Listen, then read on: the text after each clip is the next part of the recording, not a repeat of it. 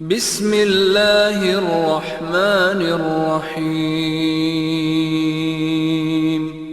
دوسری بیوی کا نام ہے حضرت سودا رضی اللہ عنہ۔ ان کے والد کا نام ہے زمعہ، سودا بنت زمعہ جو کہا جاتا ہے انہیں۔ ان کا خاندان بنو عامر، قریش خاندان ہے یہ بھی۔ ان کی پیدائش 21 قبل نبوت ہوئی ہے، اللہ کے رسول کے نبی بنائے جانے سے 21 سال پہلے، 589 عیسوی کے اندر۔ ان کے پہلے شوہر کا نام تھا سکران بن عمر، سکران بن عمر۔ یہ بھی جو ہے صحابی تھے، سابقون الاولون کے اندر ان کا شمار تھا۔ ان کے واقعات کے اندر اس کو ہم نے بتلایا، سکران بن عمر کے بارے میں مختصر بتلایا بھی تھا۔ ان کا نکاح 10 نبوی کے اندر ہوا۔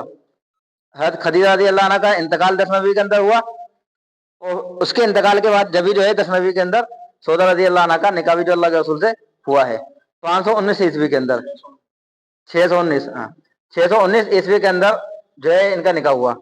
12 سال اللہ کے رسول صلی اللہ علیہ وسلم کے نکاح کے اندر رہی، تقریباً جو ہے 12 سال انہوں نے اللہ کے رسول کے ساتھ گزارے ہیں۔ 22 ہجری کے اندر ان کا انتقال ہوا، 643 عیسوی کے اندر۔ مدینہ کے اندر ہی جو ہے انتقال ہوا، جنت البقیع کے اندر ان کی جو ہے قبر بنی ہے، وہیں دفن ہوئی۔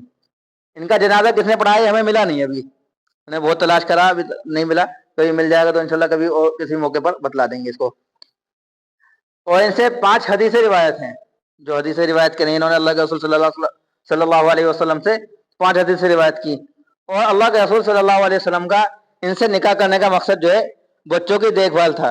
اللہ کے رسول صلی اللہ علیہ وسلم کی بیوی حضرت خدیجہ کا انتقال ہوا، اس وقت جو ہے 2 بیٹیوں کا نکاح ہو چکا تھا، لیکن 2 بیٹیاں جو ہے اس وقت کنواری تھیں۔